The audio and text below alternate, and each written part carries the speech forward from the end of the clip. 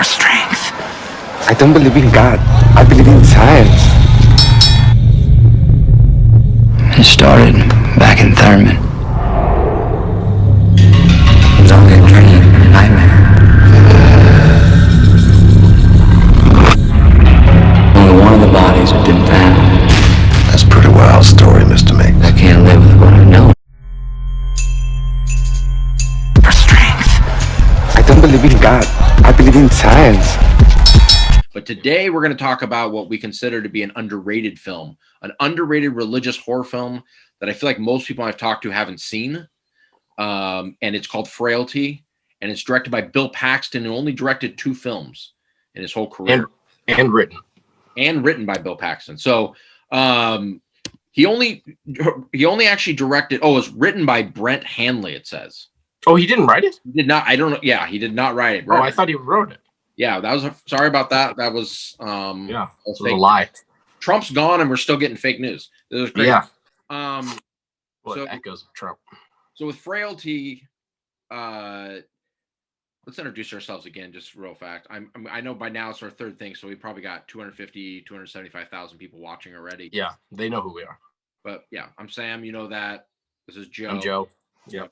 And so Frailty, Joe, give us a quick idea of what Frailty is about. So Frailty it's a story. So it's Matthew McConaughey. Yes. Right. Yeah. He's telling a story to a police officer about his childhood, and his father, who is played by Bill Paxton, is a very religious man who tells his sons that he is called of God to kill or destroy demons. And then God gives him special powers to be able to decipher which people are humans and which are demons.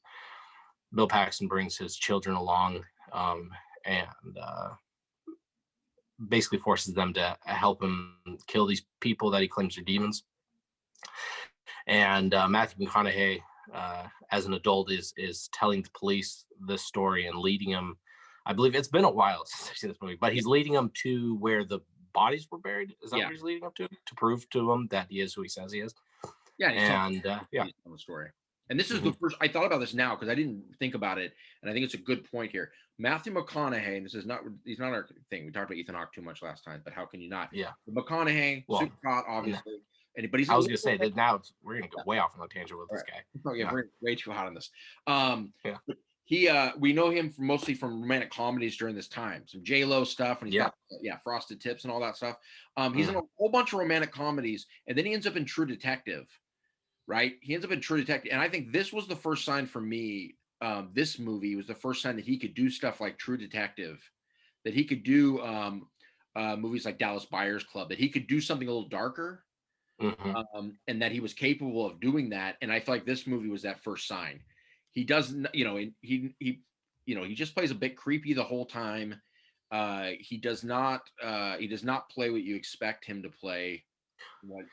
Yeah, I mean, up until this time, essentially every role he was taking was a big part of it is he's handsome.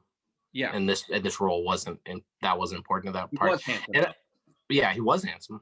But that's what he said. I mean, even in interviews, he talks about how he decided he wanted to stop doing these romantic comedies and different things, and he basically just never got a call. He just couldn't get work for like 2 years or something, and so. I'm assuming he got this role because this was a very small movie, and if it were probably a high budget movie, that was they probably wouldn't have wanted to choose a guy who was only known for what he was known for. So that's probably part of the reason he was able to get the role in the first place. But I agree. I mean, Matthew McConaughey is a fantastic actor, and I don't know if he did anything quite as serious as different as this movie before that. But okay, so this movie, first off, I'm going to point this movie's rad. Yeah, it's fantastic. Of the 3 movies we've talked about, this one's easily my favorite of these 3. I talked about it being underrated because the plot setup of having 2 sons and having this dad who comes to them and says, I've been told by God that we have to kill these demons. And then when he pulls this first woman in and they look at him, the 2 sons come in and look at this woman. he's like, do you see that she's a demon? And the one son's like, yeah. And then the other son's like, no, she's just a person. Mm-hmm. And the dad's like, you need to be able to help this. And to be able to be stuck in this sort of situation, this moral conundrum with your dad, where you want to believe, and yet you're watching and saying he's doing horrific things. And he's making you be part of these horrific things. Mm-hmm. And so it really answers the question of faith too, not only obviously in God, because I think this one deals with the idea of faith way more even to the other ones to me, because this one has to do with you believing in God, but also having faith in your parent. Mm-hmm. The parent is also hearing from God, right? And obviously growing up in any kind of religion, you're also listening to your parents, you're listening to other people give religious testimony. Now, and that's where I feel like when we talked about the one about Saint Maud, where the reason I don't feel like, at least on first watch, the Saint Maud becomes a fantastic movie or anything, is because it never seems to transcend just the basic storyline that it's telling.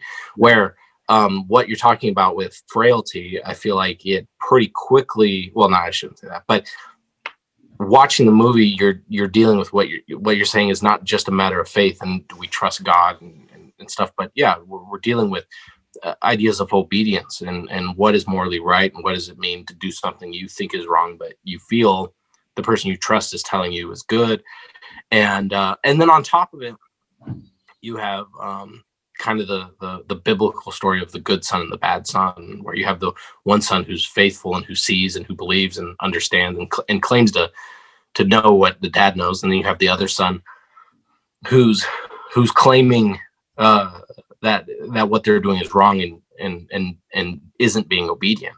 Yeah. But again, it's kind of reversed in the sense of the Bible stories. Usually, the good son is they're doing good things, or at least we're being told they're doing good things. And in the movie, you are personally seeing things that are really bad, and so now you're forced to kind of either sympathize with the bad son, the disobedient son, and go, yeah, well, you shouldn't kill this lady, or go, well, you should trust God and kill. So you're uncomfortable as a viewer. And then again, spoiler, this movie does what the other movies I don't feel like. Well, it wouldn't work in the other movies, but I feel like what I think is really cool about this movie is the twist is that, anyway, there's multiple twists in it, but that this was real the whole time. Yeah. That that was what God said, that this woman who was killed wasn't innocent, that she was a demon, and that the boy who we are sympathizing with because his dad's nuts is a demon himself, is somebody who's out to do harm and out to do evil. He's right. Well, and then Matthew McConaughey, of course, he's telling this story, and of course the other twist being, again, we'll have spoilers on top of this, but for the people who've seen it, Matthew McConaughey, the whole time it leads you to believe that he is the quote unquote bad son. Yeah. He's the son that is there to show what his dad has done. And he's that, they've called him a demon and he's not. And it makes you really sympathize with the boy. That's the whole moral dilemma the whole time. And then Matthew McConaughey takes this FBI agent out there, and all of a sudden you realize he's the other son. He's the believing son. And he actually has to go kill his own brother too, who's like a serial killer, right? Who's the actual demon, who's the one thing. And it pulls, but that's okay. Talking about this movie makes me more excited and happy about it, because when I think I need to watch it again. It pulls the rug, the whole moral dilemma, the rug just gets pulled out from underneath you. You have that whole moral dilemma you're watching where it makes you care, and you're like, what would I do if I'm the son and my dad's doing these terrible things? And for the rip underneath you, and then the end, how it shows, it really brings home the fact that, like, Matthew McConaughey is there, and how these people come in and they don't recognize how God protects him. Keep doing what he needs to do. And it throws that, it does that thing that most people don't want to do, which is it gives that view to that, what if, in a sense, the 9/11 people that blow up the building are right? What if the terrorists, what if the people doing this are wrong? What if the person that is, stealing girls for religious reasons and doing that is actually correct? Right. And so, but it doesn't just do it. It doesn't do it in a bum when you go, I get it. Like, it does it in a way that, because they set up the characters and they set up the real moral dilemma and really lead you down that path, pulling the rug like really matters. And it makes it more than just a fancy like Shyamalan twist. because well, yeah, just like a Saw twist, because the twist of the guy being the wrong person in the story, it's a cool twist, and I've seen it in other horror movies. And it works. I mean, it works. I mean, I can't remember, but one of the Duff sisters was in some movie, and it was a horror movie, and she's telling the story, but then it turns out she's the killer all along. Anyway, the movie sucked, but I remember watching it and being like, oh, that's a cool twist. But like what you're talking about is the reason is that twist seems to hit so hard is because it doesn't just change what happened in the story, it changes basically the entire reality of the story you were just told, right?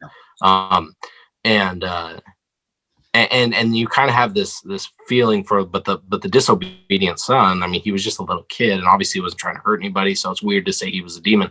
But you realize we don't know what he was actually like, because the unreliable narrator of Matthew McConaughey, he was telling a specific story. We don't know how much of that was actually accurate of the disobedient son. I mean, that, you know, and again, when you're dealing in a world that, I mean, to me, it's almost similar to movies like Cabin in the Woods or Ready or Not or something, where you don't quite realize in the beginning of the movie that you're in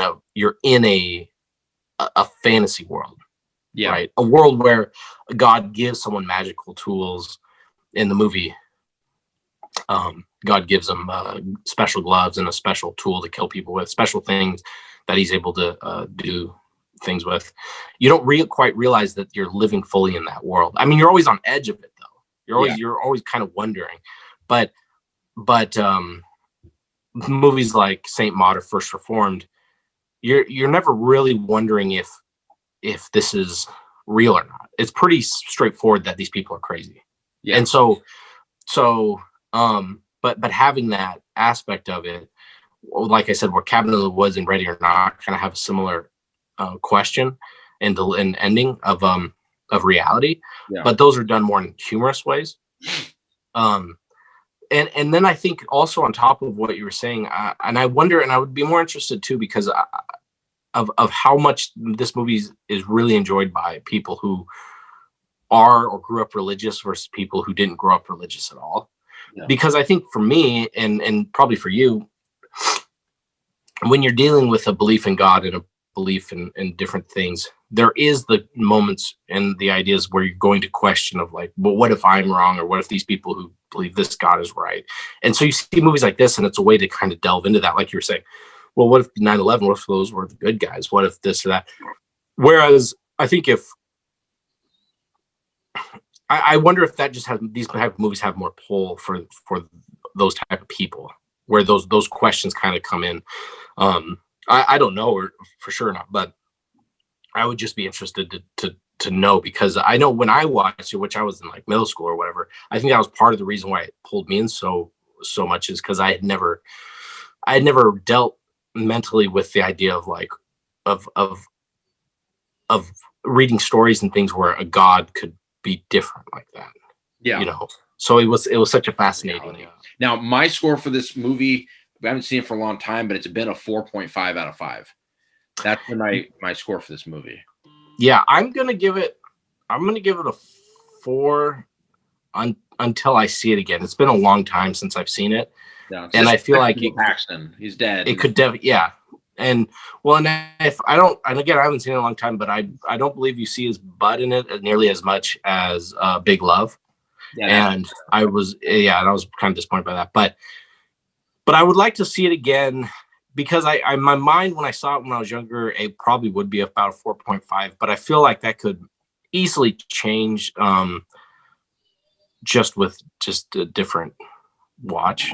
But I mean, I know it's at least a 4 for me. At some point we'll have to rewatch it, and then if we do feel different one way or the other, we should revisit it, because we should see like if it goes up or down, and then we can like go back on what we say and say, hey, we watched it again after a while, and they do show Paxton's butt a lot, and we should probably respond like if that's true, if you're giving again fake news. Well, Big Love, that's not fake news. That's real. Yeah. All right. Well, thank you very much for everybody coming and watching. Next week we'll have 3 more. We'll have a theme next week and talk about 3 movies again. Thank you for watching. I don't believe in God. I believe in science.